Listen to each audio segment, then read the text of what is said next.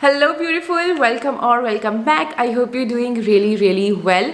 सो आज मैं शेयर करने वाली हूँ 10 स्किन केयर हैबिट्स जो मैंने चेंज करी हैं इस साल, जिससे मेरी स्किन मुझे बेटर फील हुई है। I got less एक्नेस, I got less marks और बहुत कम स्किन इरिटेशंस मुझे हुई हैं।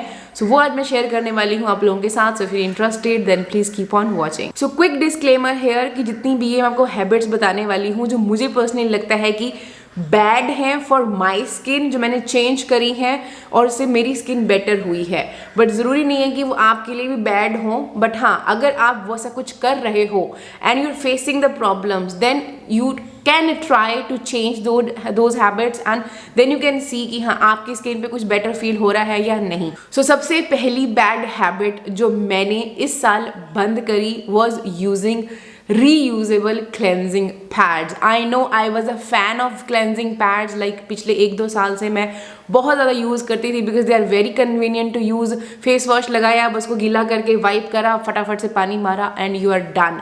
या फेस मास्क लगा रहे हो, मास्क को भी उससे रिमूव किया and you are done. But that's not at all hygienic, that's not at all great for your skin if you are a acne prone skin. अगर आपका normal skin है then you can just go whatever you wanna do.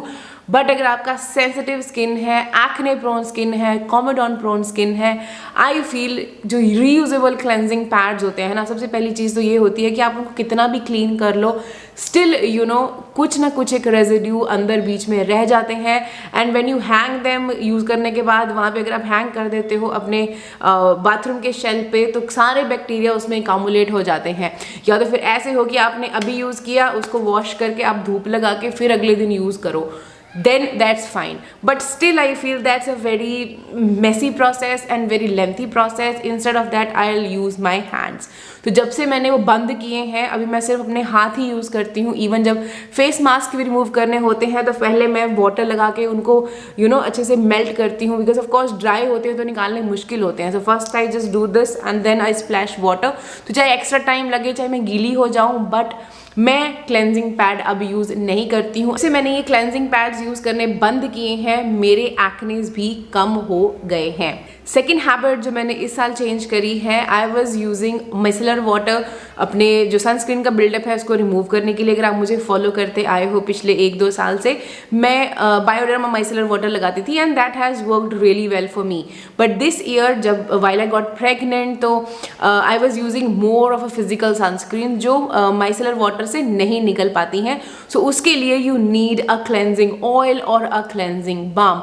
तो जब से मैंने उनमें invest किया है और वो मैं ज़्यादा यूज़ कर रही हूँ on daily basis, because if you follow me, मैं बोलती थी कि क्लेंजिंग बाम या क्लेंजिंग ऑयल मैं यूज़ करती हूँ only then when I am using, like जब मैंने मेकअप यूज़ किया हुआ है सिर्फ उस टाइम में मैं यूज़ करती थी। ऐसे में मिसलर वाटर ही यूज़ करती थी। तो जब से इस साल मैंने सिर्फ सनस्क्रीन को रिमूव करने के लिए भी क्लेंजिंग ऑयल और क्लेंजिंग बाम्स यूज़ करने शुरू करे हैं, मुझे ऐसा फील होता है कि मेरे एक्नेस भी कंट्रोल होने शुरू हो गए थे।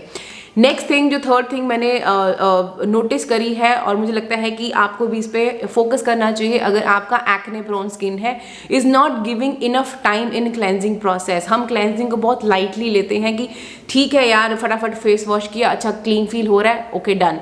या आप कोई भी स्क्विकी क्लीन वाला फेस वॉश लगा लेते हो और यू फील लाइक कि हाँ you are done. But no, you need to give time, you need to give extra time. Now 1 साल पहले आई थिंक ये ट्रेंड भी था कि 60 सेकेंड वाला फेस वॉश वाला थिंग। फिर देन कुछ लोग बोलने शुरू हो गए कि नहीं 60 सेकेंड नहीं, अगर 30 सेकेंड में हो रहा है 30 second is more than sufficient. But I feel if you are a acne prone skin, आपको 1 से 2 मिनट लग जाते हैं just to wash your face, because आपको फोकस करना होता है ऑन द एरियाज जहाँ पे आपको ज़्यादा कॉमेडॉन्स बनते हैं। यहाँ पे मुझे कम कॉमेडॉन्स होने शुरू हो गए after when I like focus here on this area.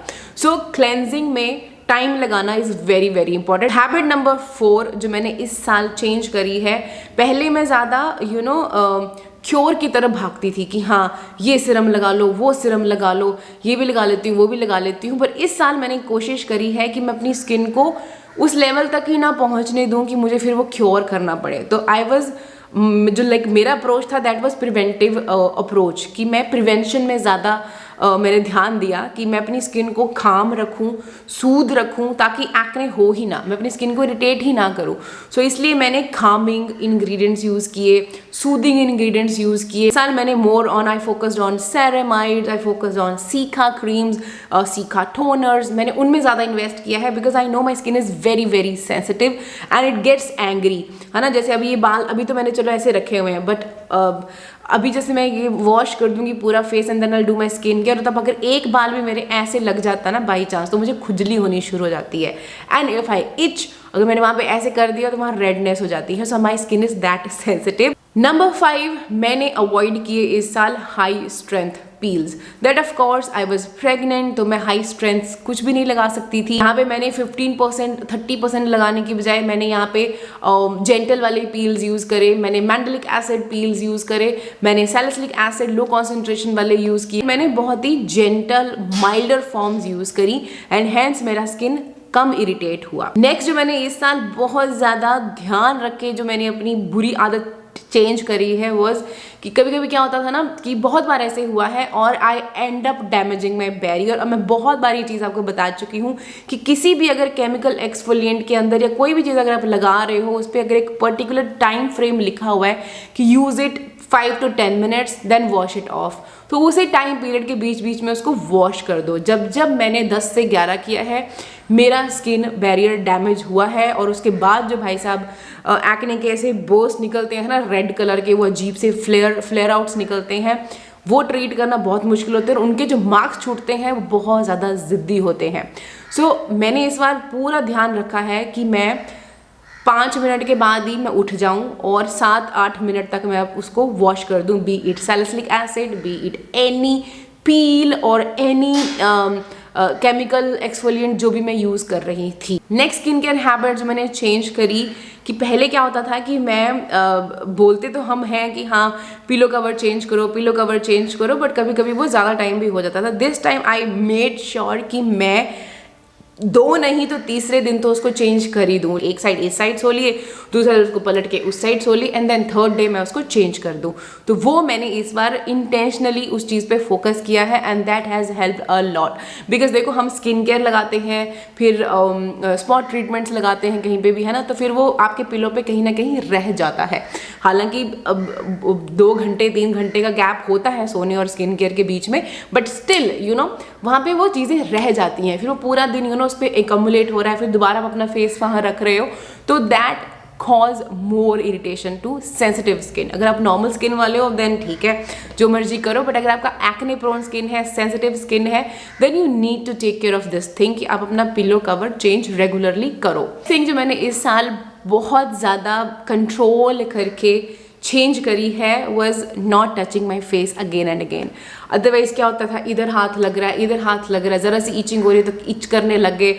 मतलब आई नो बहुत ज़्यादा ऐसे अर्ज होती है कि आप यू नो बस हाथ लगाओ फेस पे, but this year I tried not to touch my face, it has helped a lot. Next of course picking the acne.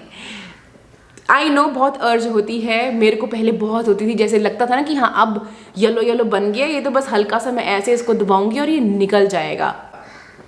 वो गलती मत करना, मैंने बहुत करी है पहले and then I end up having a big acne mark जिसको ट्रीट करने में फिर महीने निकल जाते हैं। नाउ दिस नेक्स्ट थिंग जो मैंने इस साल चेंज करी है, आई फील इसने काफ़ी इंपॉर्टेंट रोल प्ले किया है, was not using makeup brushes and beauty blenders makeup लगाते टाइम। इस साल मैंने अपनी फिंगर्स, अपने हाथ ही यूज़ करे हैं, चाहे मुझे कंसीलर लगाना है, चाहे मुझे फाउंडेशन लगानी है, चाहे मुझे बीबी क्रीम लगानी है, सीसी क्रीम लगानी है, मैंने अपने हाथ ही यूज़ करे हैं। बिकॉज आई फील देखो इतना मेरे पास टाइम नहीं होता है कि मैं एक बार लगाने के बाद ब्रश को क्लीन करूं या ब्यूटी ब्लेंडर को हर बार साबुन से धो के उसको क्लीन करूं। बट ब्यूटी ब्लेंडर का ऐसा है, मैंने जितनी बार भी उसको क्लीन करने की कोशिश करी है, देखो उसमें जितना भी आप ऐसे ऐसे करो ना तो उसमें से कुछ ना कुछ निकलता ही रहता है। वो लाइक फाउंडेशन का जो भी वो येलोनेस है वो निकलती ही रहती है, लाइक वो क्लीन होते ही नहीं है। मतलब कितना ही आप ऐसे ऐसे करी जाओ निकलता ही जाएगा, निकलता ही जाएगा। फिर आप उसको पानी में डाल के करो तो वो उसका वो सोप निकलता ही रहेगा, निकलता ही रहेगा। तो मुझे तो बहुत ही टायरिंग प्रोसेस लगती है वो, मुझे लगता है कि it's waste of time, it's better, भगवान ने हाथ दिए हैं, यूज़ देम। तो कंसीलर लगाना होता है, सो मैं इस वाली फिंगर से लगाती हूँ, आई डैब लाइक दिस। ऊपर का मैं ऐसे ऐसे करके लगा लेती हूँ, जो मुझे लगाना होता है अपना शेडो या वट एवर, बहुत ज़्यादा तो मैं कुछ लगाती नहीं हूँ, तो वो लगा लिया ऐसे करके। देन आता है हमारा फाउंडेशन, तो मैं फाउंडेशन के पहले डॉट्स लगाती हूँ and then I pat it gently ऐसे ऐसे ऐसे करके, तो अच्छे से वो लग जाता है। फिर आते हैं ब्लश भी मैं ऐसे लगा के then I pat like this. तो I use only my hands and my finger, मैंने वो बंद कर दी हैं और तब से मुझे ऐसा लगता है कि हाँ बेटर हुआ है। बस अभी एक चीज़ है जो है मैक का वो स्टूडियो फिक कॉम्पैक्ट, जो ऑफकोर्स सेट करने के लिए मैं लगाती हूँ। अब वो है कि उसका अगर वो ऐसी फिंगर से नहीं लग पाएगा, अदरवाइज वो मैं फिंगर से लगा लूँ। सिर्फ एक वो चीज़ रह गई है कि वो मैं सिर्फ यहाँ पे लगाती हूँ, तो अगर वो भी रिप्लेस हो पाएगा तो I would love to replace that with my hand, but हाँ अभी के लिए तो नहीं हो पा रहा है। And last but not the least is diet. You need to take care of your diet really well. So of course this year I was pregnant, तो initial time से I was taking very much healthy food because mummy मेरे साथ थी, but this year मैंने अपनी diet का काफ़ी अच्छा ध्यान रखा है शुरू से लेकर एंड ऑफ द प्रेगनेंसी तक। बट ऑफकोर्स बीच में जंक भी खाया है, बट मोस्टली डाइट पे जो हेल्दी चीज़ें हैं वो मैंने ज़्यादा खाई हैं, so that also helped a lot. So देखो इंटरनली जो आप खाते हो आपकी स्किन पे रिफ्लेक्ट डेफिनेटली होता है, and of course skin care topical applications भी इफेक्ट देती हैं। ऐसा नहीं है कि आप जो कुछ लगा रहे हो वो कुछ भी नहीं कर रहा है, बट हाँ 30% आप लगा रहे हो, 40% आपका स्किन केयर है, बट 50 to 60% आपका जो अंदर आप जो खा रहे हो वो आपकी स्किन पे ज़्यादा दिखता है। सो या take a balance diet, take a healthy diet, do yoga. Of course मैंने तो नहीं किया, बट हाँ डू योगा, एक्सरसाइज मॉर्निंग में करो और खुश रहो, हैप्पी रहो, और स्किन केयर करो, स्किन केयर मिस्टेक्स को अवॉइड करो, and yeah you get a flawless skin. But अगर फ्लॉलेस नहीं भी है, still remember you are beautiful. So yeah I hope you found this video little bit helpful. थोड़ी सी भी हेल्प हुई है थम्स अप दे देना, चैनल को सब्सक्राइब कर लेना और मुझे इंस्टाग्राम पे फॉलो कर लेना। मिलती हूँ आपको मैं अपनी अगली वीडियो में, तब तक अपना ध्यान रखिएगा। Bye bye.